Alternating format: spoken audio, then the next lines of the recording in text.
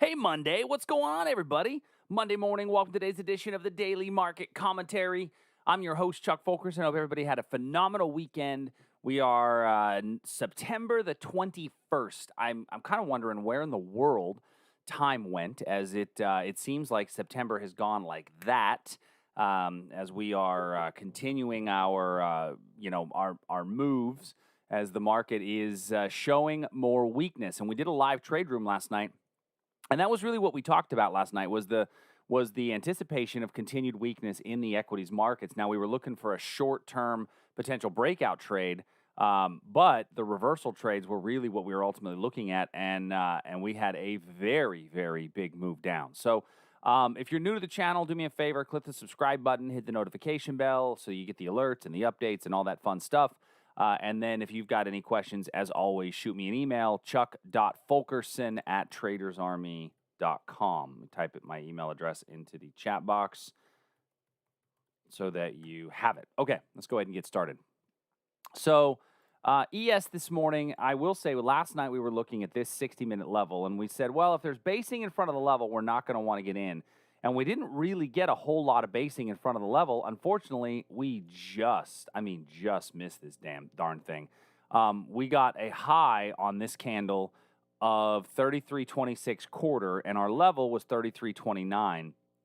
And so just, as they say, just a bit outside, as that was our strong reversal point where we got the very big move away. Unfortunately, unable to get filled on that trade, as the markets really, took that as the high and then have fallen ever since.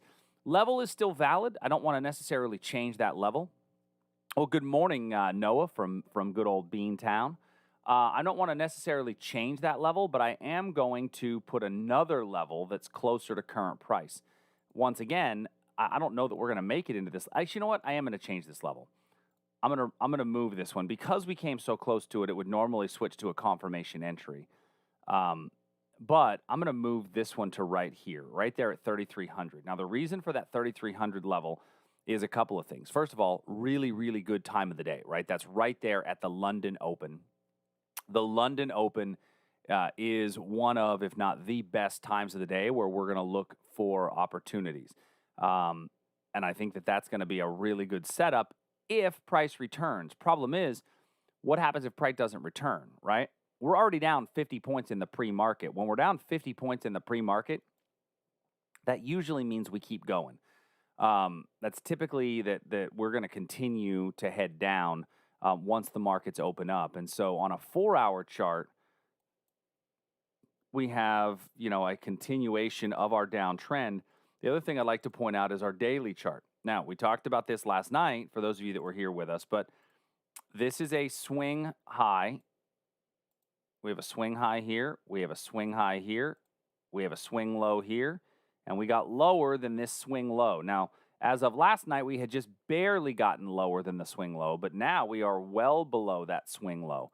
So on a daily chart, we have a lower swing low and a lower swing high. Now, if I go back and look, ever since March, if we just look at swing lows and swing highs, I think this is the first really swing low and swing high we've gotten, lower swing low and lower swing high that we've gotten since March. We did have this little area in here where we may have gotten just a tick below this low, but in reality, it was a very small amount. Other than that, we've had a couple of lower swing highs, but they've been followed by higher swing lows, right? And so this time we have a lower swing low as well as a lower swing high. So to me, that's a much more bearish picture than what we've seen in more recent pullbacks. Looking at this on a weekly chart, where do we see that price could come back to? Well, I mean, as far as quality demand, I've got a little bit of quality demand down here. But as far as the day trading ideas, we're going to continue to look at shorts. I'm okay going candle to candle even on this little move here, with price continuing to trade lower, although 3,300 is going to be our best entry. Looking at the NASDAQ, we looked at this last night as a potential breakout if the market gave us the prerequisite basing here in front of the level. And we did get basing pretty close. It popped up above And then 1, 2, 3, 4, 5, 6 candles later, we were, we hadn't come too low. Technically, your stop should have been here, so really you should have gotten stopped out right away. If you did take that breakout, that was not a bad breakout. I mean, I'll tell you, it's not a bad little setup, but it was only a 1-to-1 reward to risk anyway, right? And so, we know that overall we were looking at weakness, and if you took the breakout, you were looking at a small reward to risk on that setup. After being unable to hold, we now have to look at this and say, okay, well, where's my next reversal point? Same thing on here, except I can go to the 15-minute to look at that 2 a.m. level and maybe tighten it up just a bit. Right here, 10,871 by 10,922 for that potential reversal area. If price continues to trade, if we trade up into that zone, could be a decent reversal spot. Now we're down 1.6% in the NASDAQ. We're down 1.7% in the S&P. So both are down pretty strong, although the NASDAQ is a little bit more to the downside. The Russell is down over 2%, also showing a tremendous amount of weakness. The biggest move started when the European market opened. I mean, when the European market opened is really when we sold off. So the Russell, we had a potential breakout below this 1,500 mark. We didn't get any basing at all, but I think you still could get some basing here for a little breakdown inside of the Russell. In looking at this on a 15-minute chart, I'm okay getting low on the breakout of even this pattern if you really, really want to be more aggressive. Stop just above it, but that's setting up for a really clean bear flag pattern. And I wouldn't be surprised to see if we break out of there a short below 1,500, a short somewhere below 1498, 1499. Oops. Your target on something like that, you could make your first target down here at about 1492 when Columbus sailed the ocean blue. I don't know where that came from. So, yeah, your first target there at about 1492. Come on. Oh. And then your second target, we've got to go a bit lower than 1492. Let's look to the left and see.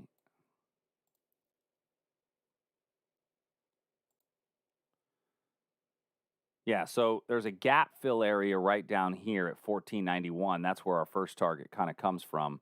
And then below there, you could theoretically just kind of move your stop down and trail it from that point to allow for a longer winning trade. All right, thoughts on any of these equity markets before I move off of equities and onto commodities? You guys are being awful quiet today. My chat box has been extremely quiet. Is anybody there? Are you there? Before I move off of equity markets, I want to make sure that nobody has any specific questions. Give you guys a moment to type that in. While you're doing that, I'll just look at the Dow. The Dow, for those of you that trade the Dow, is starting to roll over. All right, good. Just making sure you guys are awful. A little more quiet today than usual. Obviously, right here we have the 2 a.m. the big move down. So, all right, good. Just making sure you guys could still hear me. I was wondering about those things. The ES and the NQ almost seem to be in ascending triangles. Does that mean anything? Kurt, what time frame are you seeing those ascending triangles in? Everybody's just fascinated.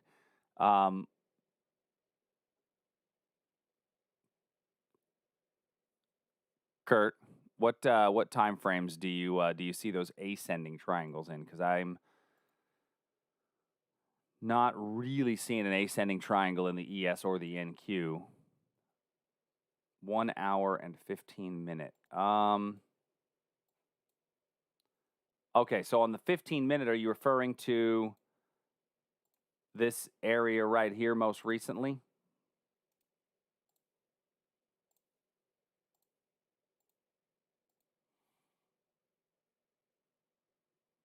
So I don't know that I would look at that. Yeah, so I wouldn't really consider this an ascending triangle on this small time frame. It is technically going to be one, but I don't really consider it a clean one, primarily because my bigger picture trend is so strong to the downside.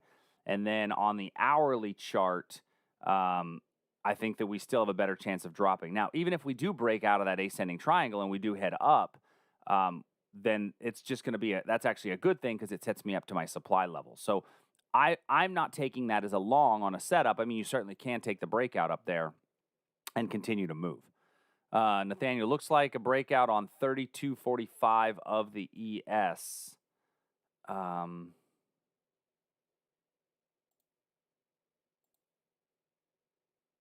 Yeah, I could see that, Nathaniel. Absolutely.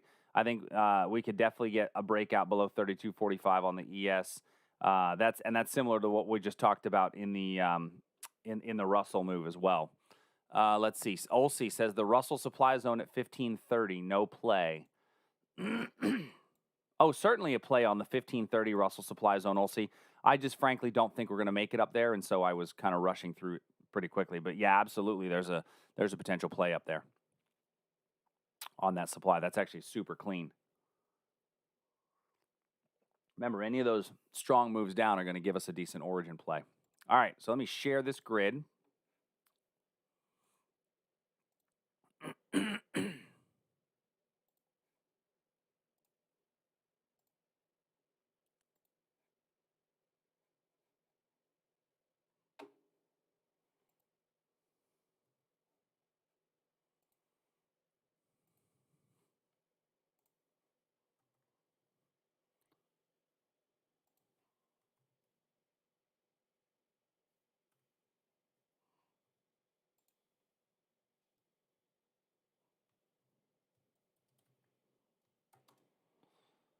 All right, hold on one second.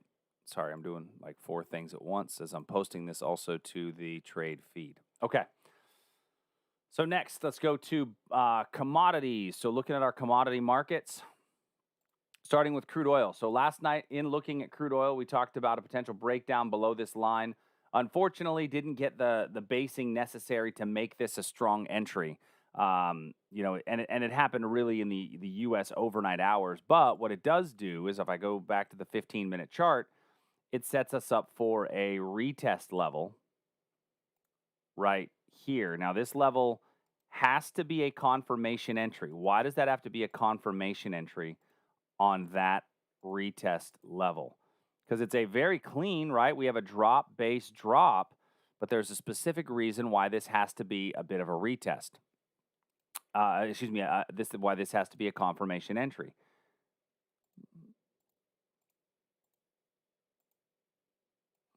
Okay, those of you that know the answer, type it in for me. And if you don't know the answer, very good, Ryan. It's been tested.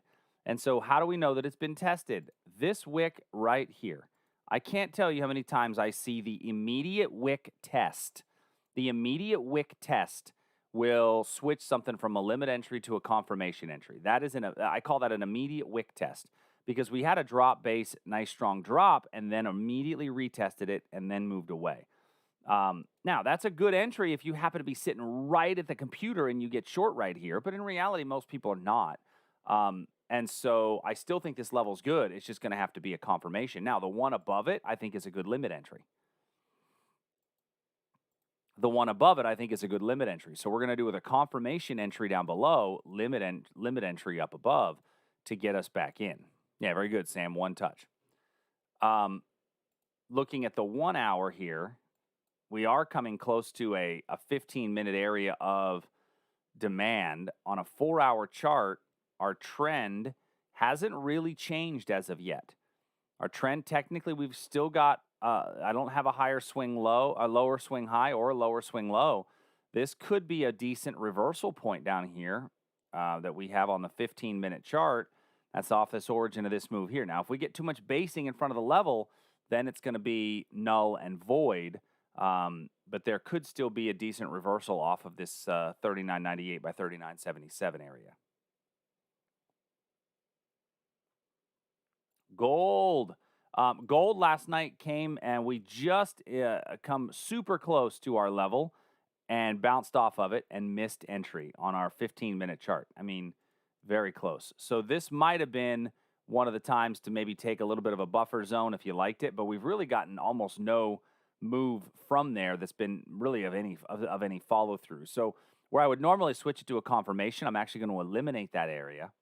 I'm going to add a 15-minute area up here as a supply zone. 1951, 1954. Change that over to a confirmation or to a pink line because it's a 15-minute zone. And then we're looking at the next leg down, I think, is our next move. Now, we're still in our sideways trend, but it looks like we may be close to breaking out of that sideways trend and for price to really start to come down. Technically, we have lower swing low and lower swing high. So we should be looking more at shorts than we are longs, or really even staying inside of that band. I know a lot of people are still in an iron condor trade, I think, for October 2nd. Just keep an eye on the lower half of that, as I think we could break down from here. A little bit of a rally back up to here would be a really strong short entry. Frankly, don't know if we're going to get it. And we could even get a breakdown off of some of these levels here. I'm feeling pretty bearish overall about this market today. Looking at Nat Gas. So Nat Gas, we had a gap and go play where we looked at potentially getting short below the low. Price got us below here just a little bit ago, and we've come up to the stop. You may or may not have had your stop at this line or not. It came exactly to the tick on the high of where your stop would be in this gap and go position. So if you went one tick above the first candle's high, then you're still in. If you went at exactly the first candle's high, then you got stopped out. May or may not have been filled. By the way, that's also frustrating. Drives you bonkers when that happens, because that was a pretty good entry. And I still think that prices are going to continue to trade down. This is one of them that might be worth taking another bite at it, because our 4-hour trend is so strong to the downside. I think that we're going to make it down into this region. 194 is the first stop, but I think 1.80 is ultimately where we're going to make it down to inside of that area.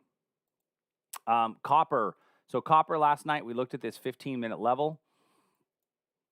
We came down, got a little hit off of this zone. We moved a little sideways in there, and we're starting to pull away. So I need to remove this. The one below, still very valid. On a 1-hour time period, I'm going to put a potential breakout above 3.12. If we get basing in there, I think we could see price continue to move. And then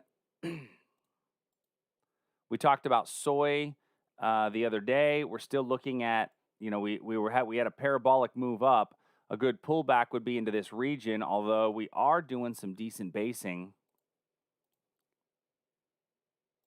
for a potential upside breakout above that high. Because that's, somebody asked last night, well, when something's going parabolic like this, how do you get in if it doesn't give you a breakout and you don't get a pullback? My answer was, don't get in. Wait for the right setup and don't force the trade. Well, now we might be getting the right setup either for a breakout or for a reversal. Corn, we still have our level down here, 365.69 by 364.5. If price comes back into there, we could see a reversal into that zone. All right, so those are our commodity plays. Let me share this grid as well.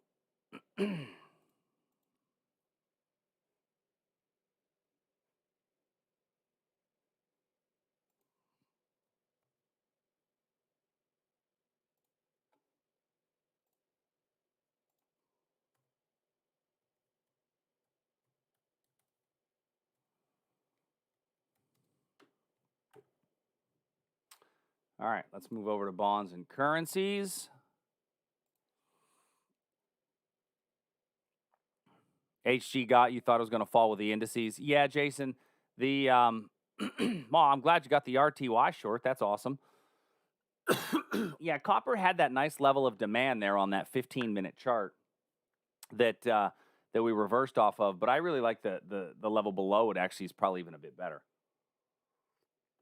All right, now in our currency markets yesterday, it was a whole lot of sideways, and it still is much the same. So in the ZN, My 4-hour ZN trade is really telling me not to do anything. I mean, you look at this thing on a daily chart, and it's just super tight range, not a whole lot happening. We are seeing a little bit of a move up today, but not enough for me to want to jump in on any of these levels. I just don't find the bond market to be giving me a whole lot of opportunities in this sideways patterns.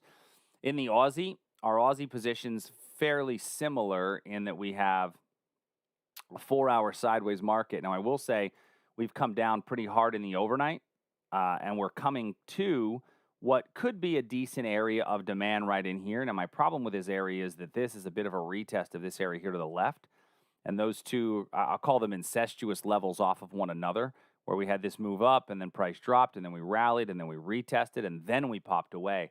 And that's why I don't have that one, kind of wrapped around.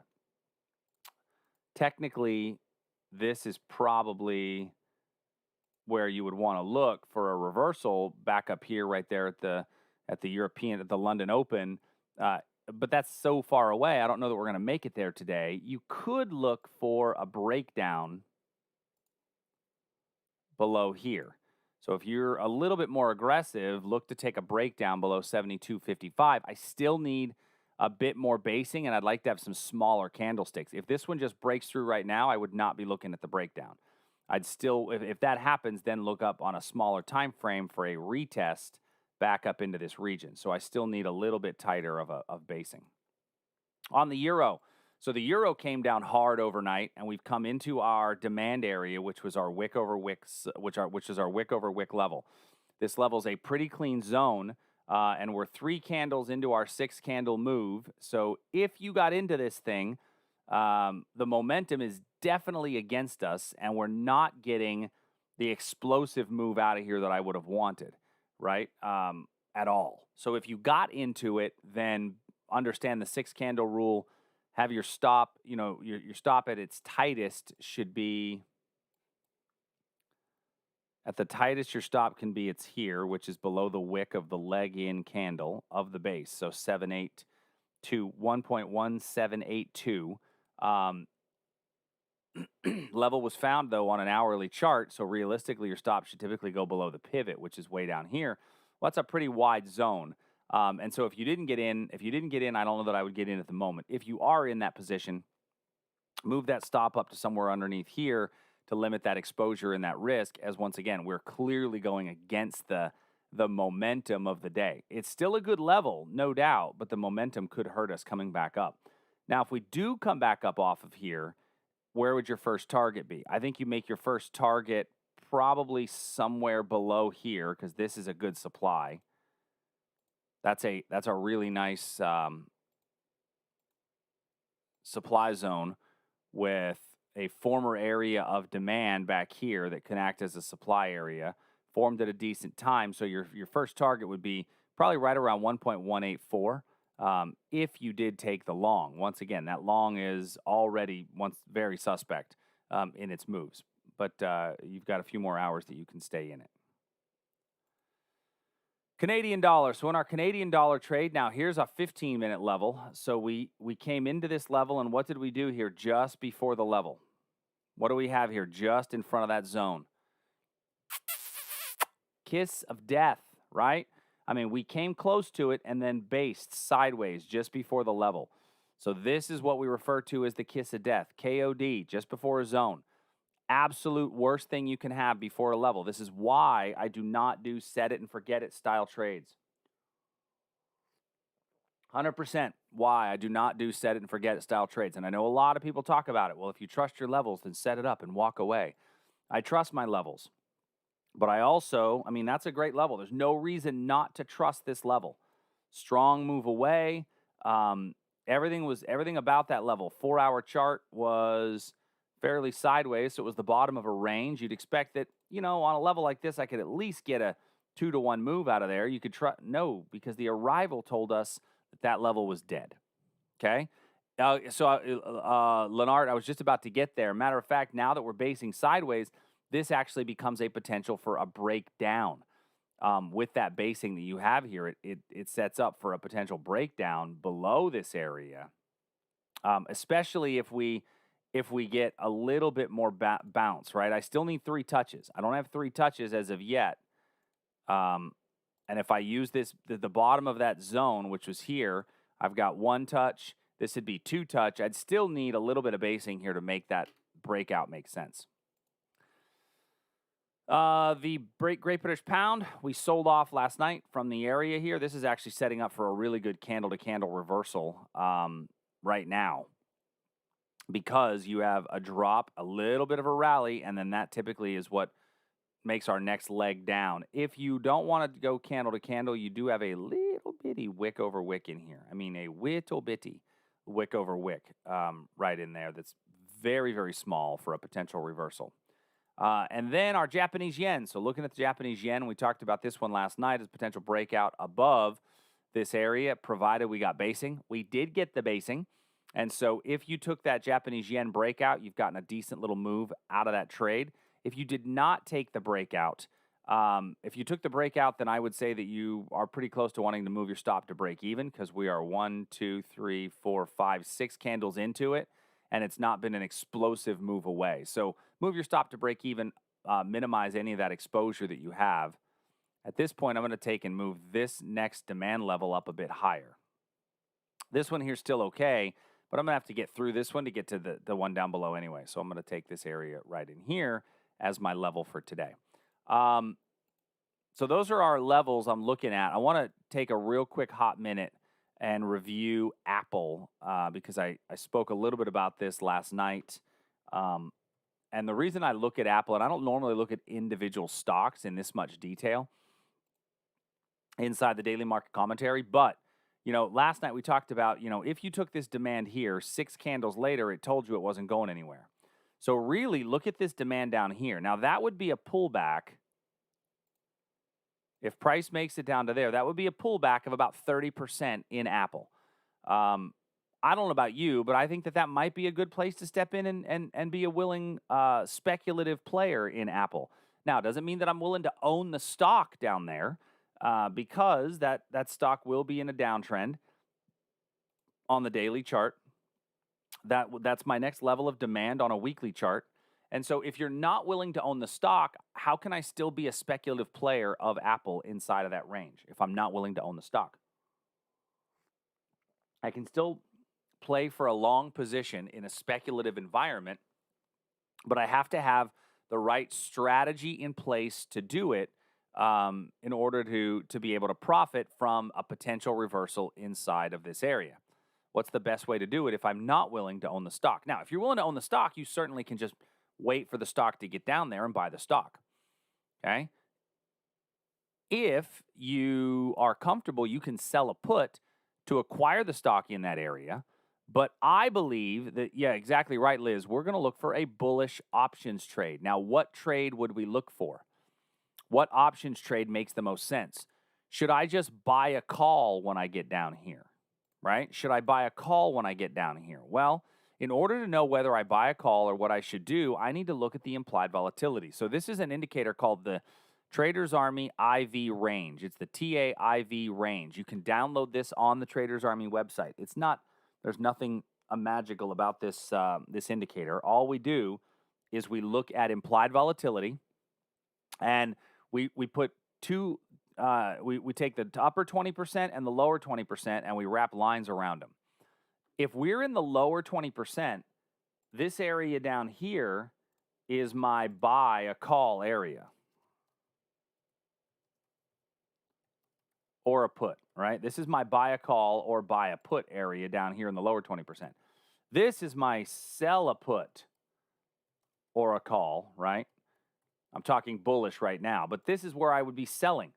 Everywhere in between is where I would be doing spread trading. Now, typically when I do that, spread trading is going to be somewhere in between. Typically when I'm above the middle of there, I'm going to be doing credit spreads, typically. And then when I'm below there, I'm going to be doing debit spreads. Okay, but either way, when volatility is in that middle, that's when I'm going to be doing my spreads. So in this case, we're sitting right kind of in between. So I think that if we stay in this area and price comes back to this level, what makes the most sense would be a bull call spread. And a bull call spread would allow me to participate in a potential move up while minimizing my overall exposure and making it so I don't put myself into a position where I'm going to lose more than I want to lose in the trade. So that's what I'm looking at now. Why am I looking at Apple specifically? Well, because I think that the markets aren't going to reverse until Apple starts going back up. You got to remember how big Apple is in relation to the rest of the market. And when we look at just over the past, one of the things that we did yesterday was we looked over the past, where's my time frames? There it is. Over the last 20 days, so the last month. So over the last month on a percent change chart, if we just use a percentage change chart, over the last month, Apple's down 12.5%. The NASDAQ itself is down 6%, right? So that means that Apple is worse than the NASDAQ, and it's driving it down. How about Microsoft? Microsoft's down 6.78%. Amazon, if I look at Amazon, Amazon's down 10.4%. So some of the big Google's down 8.74%. So what we're seeing is that these large stocks are down, and they're what's been driving the overall index, right? Now Apple's down 12.52%, but we're going to open today at 103. So we're actually going to be somewhere down here, down about 17%. And so that's really where I don't think the indexes are going to recover until we start to see some strength in some of these tech stocks, as these tech stocks, they're what pushed us up anyway, right? So, and I know that that's a little off topic from our daily market commentary, but tomorrow Corey has a longer term trade session, and I think this may be one that we take a look at and look for a position inside of there. And that may not be the only one, right? I mean, there's other good stocks out there that we can take a look at, but I wanted to at least highlight this one today. So, Liz, I read the other day Apple's bigger than the entire FTSE companies. I think it is actually. Apple is just a behemoth, all right? And when we look at, I mean, I don't know if you guys ever use heat maps, but if you look at a heat map, the one that I typically use is at FinViz. So for those of you guys that don't know, finviz.com, really cool website. Lots of information there you can get at FinViz. But I look at the full, here's the S&P 500. So this is the size of the square tells you, how big that stock is as far as market cap. Now, I will tell you, for most of my trading career, anybody got a guess what stock was the largest one for most of my trading career? Anybody know?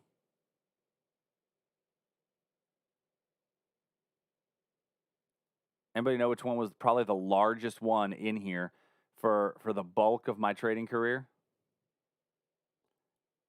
ExxonMobil. XOM. Yeah, XOM was the largest one for the bulk of my trading career. And look how small it is at this point, right? I mean, really, really coming down. But the point is that this shows me in the full S&P. And so we can see that Apple's the largest, followed by Microsoft, Google, Amazon, Facebook. Those are the you hear the FANG stocks all the time, right? FAA. It's more like FAMG, MG. Netflix is not quite as big as the others, but those are the big players inside of the S&P. If I look at the full market, the whole market in general, Apple, Microsoft, Google, Amazon, Facebook, still by far the largest, and this is the full market overall. Going along throughout the world, look at the outside of the U.S., this does not include U.S., look at the size of BABA compared to the rest of the world stocks, right?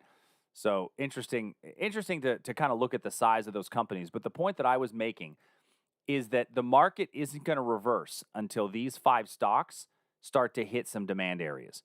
When these 5 stocks start to hit some demand areas, now I'm gonna be seeing my indexes reverse. You know, we spend so much time looking at the indexes that we oftentimes tend to forget that the index is made up of individual stocks. And so I do want to look at the individual stocks time and again in order to tell me where might the indices tend to get a bit of a reversal point. So, all right, everybody, I hope you enjoyed today's session. Do me a favor, if you have not done this before, I'd love it if you would tell your social media friends to subscribe to the channel, share out the link. We're trying to do these every day at 7 o'clock Central for 30 minutes, and my 30 minutes is up. So until tomorrow, everybody, I hope you have a great day. I will talk to you soon. See ya.